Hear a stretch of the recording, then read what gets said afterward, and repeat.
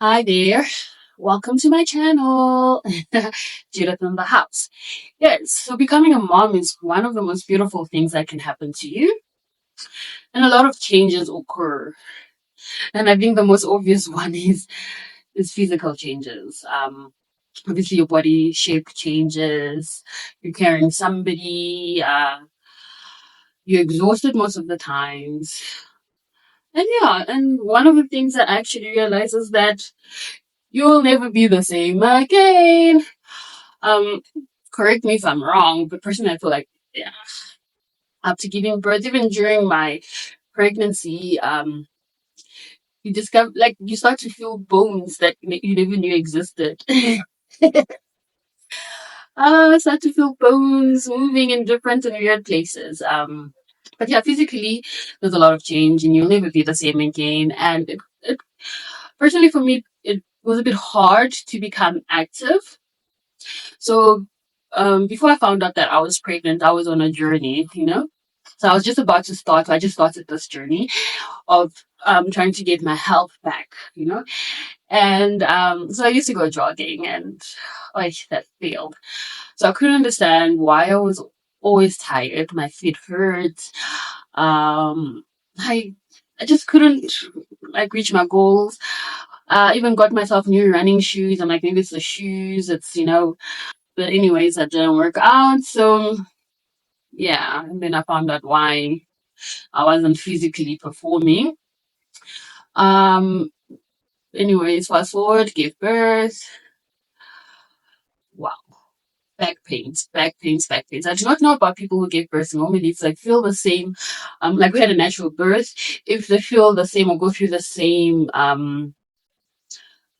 situation we go through with regards to back pains. And I've spoken to a number of moms who have given birth through C-sections whereby the back is painful for about a year or some forever. So with me, my pain hurts. My shoulder blades, oh my goodness, my upper, like my neck, my upper back. Literally, sometimes I even just have pain, like my whole spinal cord. It's like just can't support me. My lower back hurts as well. So it's just pain galore. Um, yeah, like if you sit for too long, you still hurt. If I stand for too long, I still hurt. If I walk for too long, I still hurt. Like going to the shop, something that would take me 30 minutes to do like grocery shopping or an hour or so would take me the whole day because now when you go grocery shopping, you go from one shop to the next. Sometimes it's deals here and here. It became really hard. Like I had to spread out my shopping. Across across days. Like maybe on this day I'll just go to this shop and literally I have to sit down. I'd sit down in the mall for 30 minutes, 20 minutes before going to the next place. I have to have what's that, the trolley because then that's like my support system because literally it was really hard to walk for 10 minutes, 5 minutes. It was painful at the beginning. But obviously I had to like force myself to do so. So one of the things that I just want to speak about in terms of physical healing, I guess with C-section moms, you really have to be intentional. Um, with the like with movement, that's the only way you're gonna heal. Like literally, you have to relearn how to walk. So I don't know, like if it's how they stitched me. So I couldn't stand up straight. So I was always the crouching or bending. So I struggled to stand up upright. And my mom was like, you need to force yourself every now and again, just stretch yourself. And, otherwise like, it's going to be painful. Because it felt like, I don't know, when you sew something and you don't sew it evenly and like, your clothes. And then it's just a bit weird. Like, yeah, that's how I felt with my incision. I guess it's because it was a C-section. It was an emergency C-section. So they had to top me up anyhow. But anyway, so yeah. So my recovery basically. So I after the hospital, I came home, stayed home with my baby, my husband, my mother-in-law. For I think 2 weeks later, I went back to my mom, and I think that's where it helped a bit more because my house, my apartment is actually small. So when you stay in a small place, you look here, here's a kitchen, so that's like one step, and that's the kitchen. Two more steps, that's the bedroom. Three steps more, and that's the bathroom. So I wasn't really walking a lot. So when I went to my mom's, Um, the house is a bit bigger, and to put me in a room that was like it even had stairs and was a bit further from the sitting room and everything. So I used to dread that. So basically, I would get ready on my own and all that stuff, and have somebody carry my baby to the living room, and then I would slowly walk up. And so that was my form of exercise. So you can imagine once everybody has left, especially on a Sunday morning, and everyone has left for church and I'm home alone, if I forgot something in the bedroom, I have to slowly walk back to go get whatever I needed.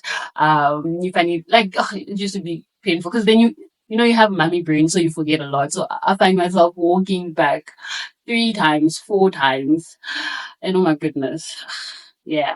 So but in some way that helped. And yeah, so yeah, walking helped. But after some time, I just decided to be deliberate because it just hit me that my baby's growing, he's getting stronger, so I as well need to get stronger. I need to grow and heal physically, so I intentionally just started doing some exercises and like pushing myself to walk more, just to build resistance and tolerance. Um, it was painful. So just walking from my apartment, so the stairs going down to the parking lot, oh, that was horrible. It was painful. But I was like, let me just push myself to do so. And fortunately, I did. I just started walking, just taking steps every now and again. And that actually enabled me to be able to carry my baby for longer, to play with him a bit more longer. I started, doing house chores again.